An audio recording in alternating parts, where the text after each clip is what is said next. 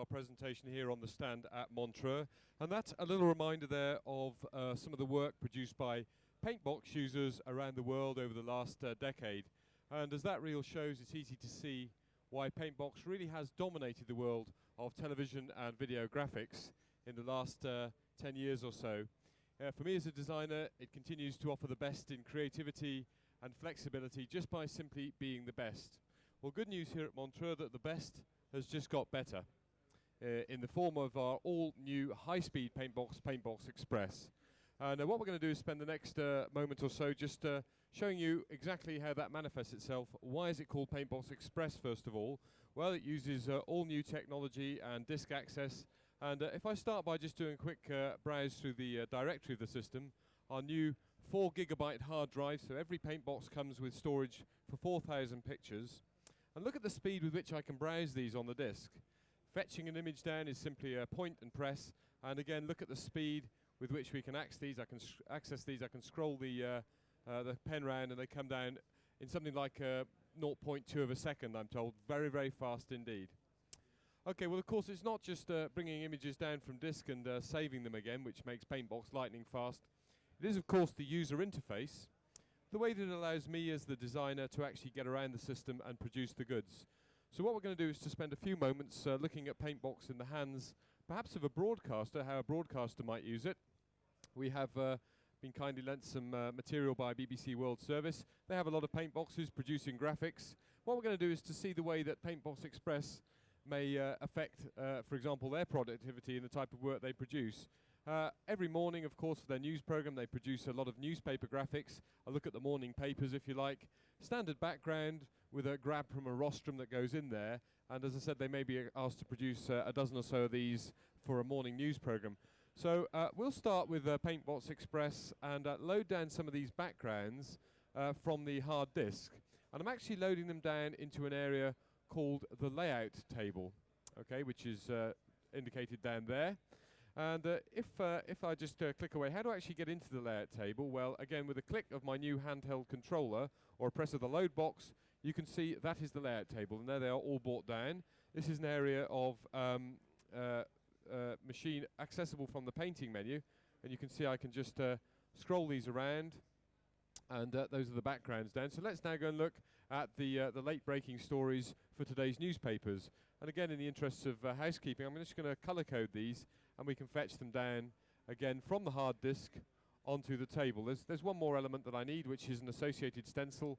So I've made one trip into the library, as you can see here, and fetched all the elements that I need to start the business of graphics production. There's the stencil, and there's the background. So how do I actually get an image from the table onto the Paintbox? Well, I simply can load it down by pointing at it, and it comes down very quickly. Let's also load the associated stencil. There it is. And now, of course, I need to also fetch one of the grabs that go in here, just to spread these out so we can see them. You'll notice that they're now titled as well in the heading. So if we go into cut and paste, automatically the system knows that the next image is going to be a cutout, and there it is on the end of the pen. And look at the speed with which I can actually resize this. Very, very fast. Again, I can change the angle, the rotation, all these sorts of things. So the whole thing is very, very fast and interactive. So what we're going to do is we're going to use that stencil, just show it for you there, and use it to position this underneath the header. Simply stick it down, and there's my first graphic complete. And again, in the interests of good housekeeping, if we just color code these all with a red, so you'll be able to see at a glance, there is my first completed graphic on the table there. Okay, so we've done one there. Let's actually go now and have a look at a few more of these. Again, if I can load the picture of the USA Today and the associated background that goes with it, stick it down, and there's a second one completed. Let's try another one. We'll do the Le Monde newspaper there, a local paper for Montreux, or more local, and the associated background that goes with that. We stick it in place and again save it in the background. And you can imagine, in a production situation, you could work up a fair degree of pace on something like that. And if we stick this down, save it away, you can see very quickly in the time it's taken me to tell you what I'm doing. I've already created a number of graphics for this morning program, and we'll perhaps take one more down, load it in place, stick it down, save it away, and there you can see my first 5 graphics for this this hypothetical news program. So what we'll do is we'll just tidy these up a little bit by colour, because we're getting a little bit messy on the layout table. And there at a glance, you can see it also colour codes those for me, colour sorts them. These are the 5 that I've just produced. You can see them there. And of course I don't need these anymore. Now the red ones, the ones on the right there, are actually already saved on the disk automatically. They can be auto-titled, and of course using the fast new PictureNet Plus can be sent directly out onto air. Well, what we're going to do is we're just going to put them to one side for a moment, come back to them in just a little bit later, and turn our attention to another aspect of broadcasters' output. What do broadcasters do most? What do they produce most of? Of course the answer is news graphics. Lots and lots of news graphics. Usually done under immense pressure and to a deadline into a fixed corporate identity like this one. There's a 3 window from the BBC World Service. Again, a phone in. There's a 4 window, a single window. So let's first of all load our corporate identity, if you like, down onto the layout table. And we fetch that down. And you can see them there. And we'll just spread those out a little bit. And now go and turn our attention, as I said, to some of the late-breaking stories for today's news. And again, we'll colour code these. So we'll start with Bill Clinton and Boris Yeltsin, and we'll also take the stories from around the world that we have in today. And again, we've got a very good library management system, so I can go and search for these by category or by title. A story breaking on the US economy, so we'll take actually a picture of Chicago, the US flag. We've already got Bill Clinton. We'll take the dark sky. Okay, well that gives me enough to be going on with, and there they are all down on the layout table. Right, so let's start with the 2 window. If I just call that down, it comes complete with its mask. And again, if I go into cut and paste, we'll fetch down the picture of Bill Clinton here, and automatically he's down there in the window. And of course, I've only had to go to the library once, fetch all the elements, and now I'm straight into production. So it's a very, very fast, very productive system, as you can see. We'll take Boris Yeltsin, we can move him over to the left-hand side of this picture, this composition, flip him round, for example, stick him, and I've created my first graphic. And there it is. And in fact, what we'll do is we'll also colour code these. So again, if I pick up a green, we'll put that in the box, and these finished ones will all be green. Okay, let's go back now and look at perhaps something a little bit more complex, the 4-way window. Again, if I load those down, complete with the stencil. And we're going to go and get the first of our graphics to go in this, which is perhaps the one of Sweden up here. So again, if I load it down, automatically, as you can see, it's a cutout. We just size that a little bit. And now I'm going to use a function known as collage or multiple cutouts, whereby I can actually load a group of these. And watch this. All 3 will come down on top of that one of Sweden, and they all come down onto the screen at the same time. So what does this mean? Well, this means actually flexibility, the ability to go in and edit these cutouts at the last moment, right up to, in fact, the transmission time almost. You can see again as if the producer comes around and says, well, actually, we're going to run the story on Thailand first. We want to drop that one down to the bottom right-hand corner. I can do this. I'm working there with 4 cutouts on the screen. This could, of course, be up to 99 layers, all interactively editable. So phenomenal power there from the Quantel hardware in the form of Paintbox Express. Okay, that's the second graphic completed. You can see them there. Let's try something now a little bit more creative. If we load down this picture of Chicago, well, as you can see, it's not a bad image here, but it could be improved perhaps if I wanted to do something with the sky. And to put a new sky in, it would first involve me making a mask of the skyline. So I can pick up a brush and start drawing around here. But of course, this is news.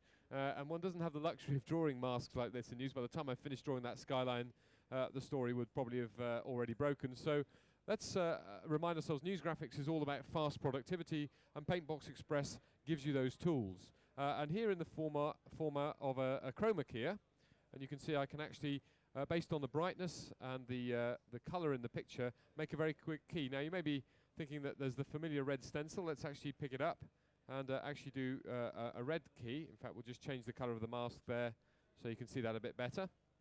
Okay, we can change the mask colour so I can see exactly what's going on. And again, we can just tap down and look instantly. I've got a very, very good key of the skyline here. Again, I don't have to worry about keyer setups. Not an engineer, I'm a designer. And again, I can put a bit of softness in there, and there's a perfectly generated mask of that skyline. If I'm happy with that, we simply say, yes, I like it. I'll show it you as a high contrast. And one or two areas just need tidying up, not a problem.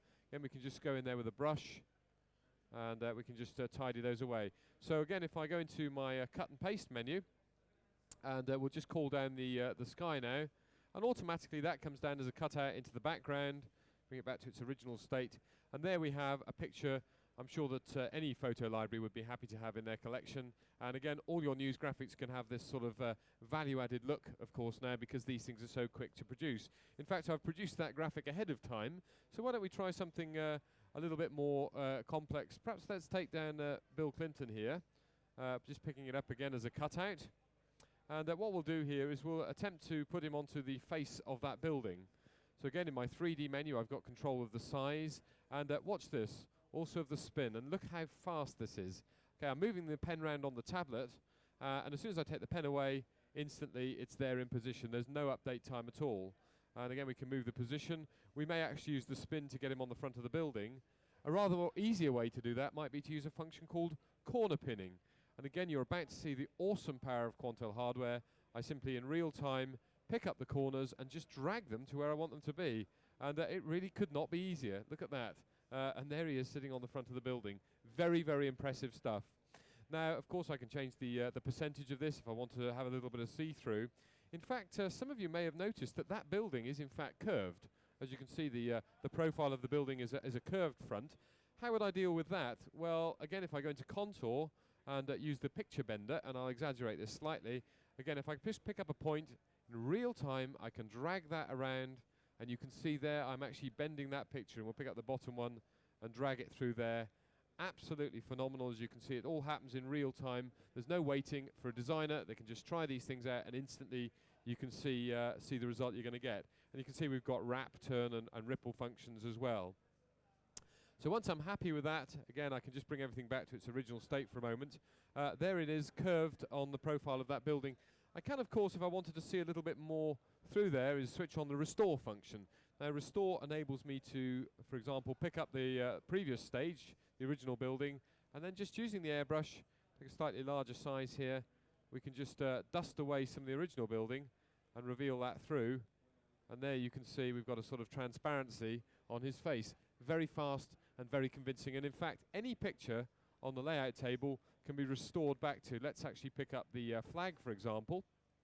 And now I've got that on the end of the pen. So a really stunning, and you can see why this is the designer's choice, a stunning sort of piece of hardware that allows me to just produce these results in no time at all, as you can see. And again, if I want to just go back a little bit the other way, if I've gone too far, we can pick up Chicago again and bring that back through. So you can see why it is the designer's system of choice. It offers unparalleled creativity. We are, of course, as I said, producing news graphics. So again, we'll go back into our cut and paste area. We'll cut the whole thing out, load up our news background. There it is. Switch on the stencil, and there we have another winning news graphic from the Paintbox Express, done there in front of your very eyes. Okay, once again, we'll stick it, save it away, and turn our attention to some of the other new features offered by the Paintbox. And there's the latest of those graphics. So again, if I do a tidy by color, we'll pull out the green ones, the ones that we've just created. We can get rid of the kit of parts now, and also we can get rid of some of the grabs that we've done today. So those are my three news graphics, and again, I'm just going to hide them away. We'll come back to those a little bit later in the presentation.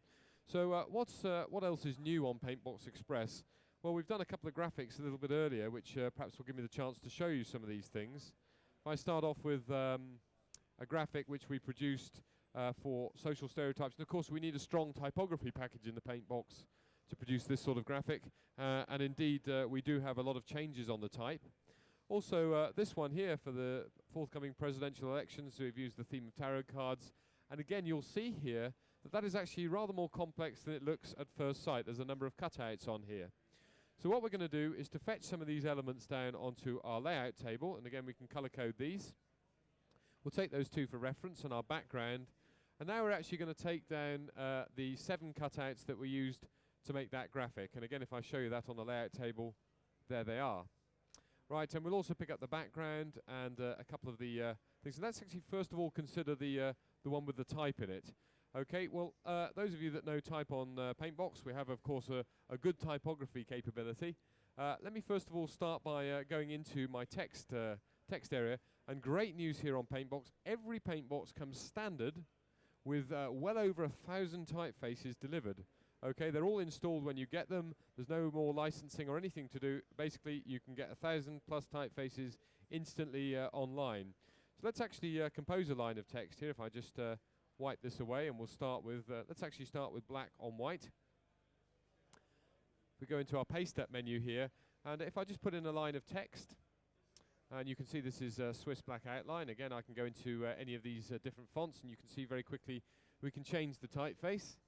And we can also take the size up, and here we are, look, vector fonts, so the quality is maintained whatever size you require them.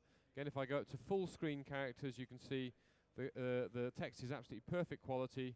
Again, if I take it up to 600 lines, again, look at these curves, all perfectly ripped and anti-aliased at the size we require.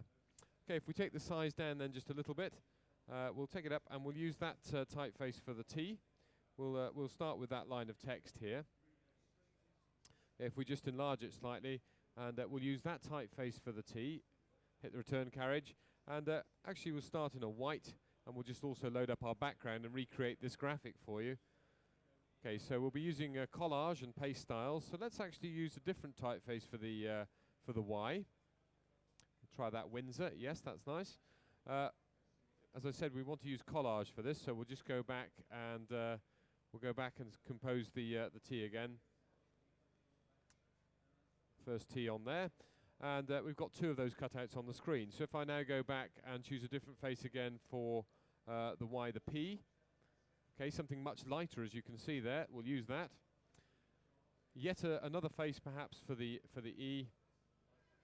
Let's try something like that. Again, I can browse those typefaces if I require, and also finally something different again for the S. Let's take up the Serifa. Okay, so they all come back down as a group of cutouts onto the screen, as you can see here. And of course now I can use the fact that we have collage to just start to move those around. So we'll put the Y over here, obviously, and the P down here, for example. And of course we can actually use some of the paste styles to actually differentiate some of these. We'll put the S at the end there. Okay, what should we do here then? Well, if we take the T perhaps and drop down the transparency. And maybe we'll take the Y, for example, and put that in a different color.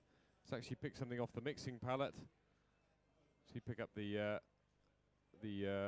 sort of magenta-y color there. We take something a little bit lighter. And if we go to the P, perhaps we can make this stand out a little bit more with a drop shadow. Again, here in just a burgundy color, and again, I can change the surface of that, so it gets a bit more vibrancy. Let's try something different again with the E. Perhaps again we can pick up a different color, something a bit more pastel-y with a drop shadow, and again I can change the direction of that. And obviously with the paste styles we've got emboss, so again we can emboss that out of there. And of course I can change the priority of these, and a reminder, of course, I can have up to 99 cutouts. Okay, well we'll save that temporarily to one side onto the table again. So there's that one created, and turn our attention to this one, which actually is a little bit more complex than it may at first look. There are a number of cutouts obviously on the background there. So once again, if I pick up my blank background first of all, we'll go away and delete these cutouts off, and go into 3D for a moment, which will enable me to pick up initially the first of those 7 cutouts, which is the ones of the tarot card. Okay, and it comes down onto the screen as a cutout, and we'll just move it around and move the position of the axis slightly.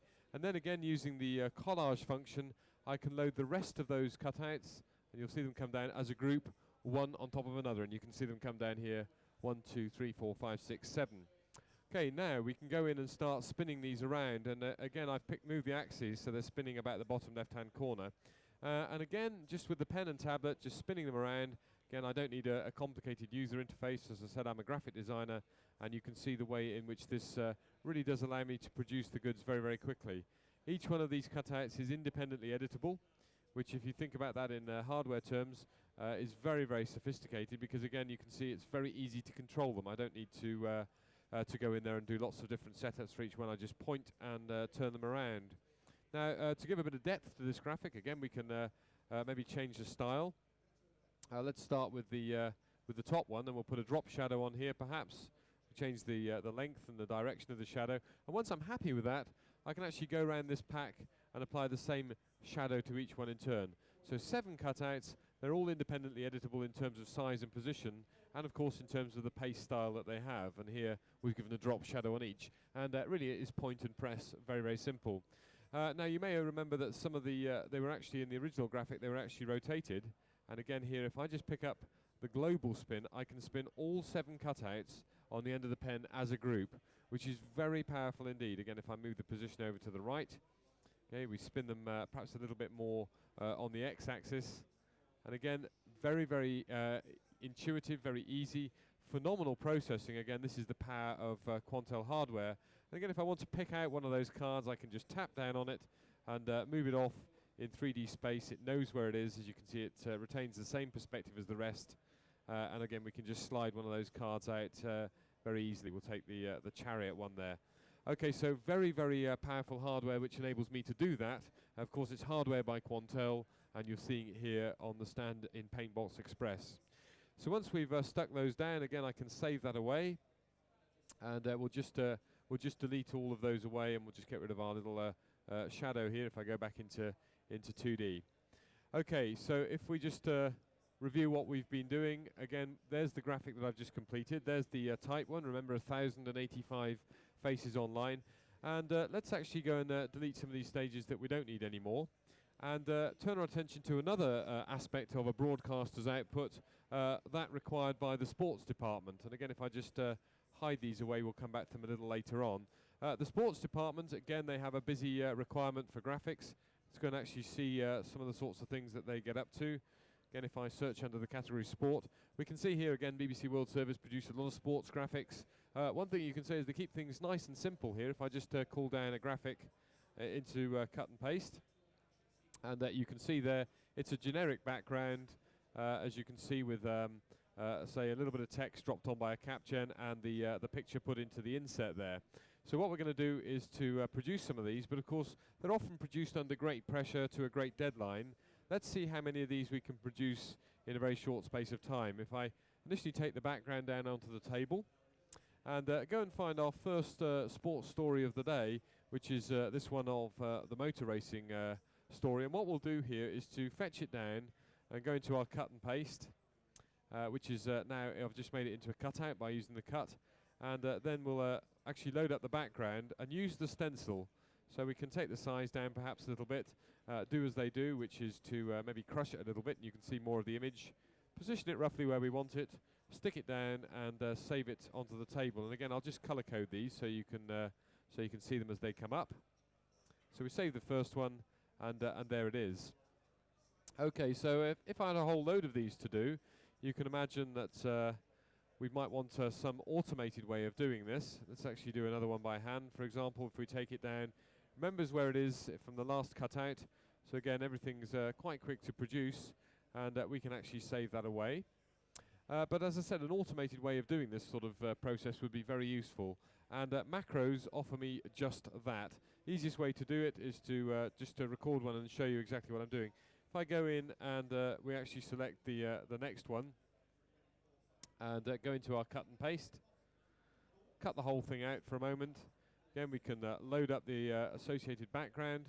There it is, stick it in place, save it away, and in fact what I've done there is to record hand movement. We'll just again stop the recording, done by the keyboard in fact, and let's actually replay that now and see what I've actually done. So again, it goes in, fetches the next story, cuts it out, sticks it down, and saves it away, and in fact tells me then that the macro has finished.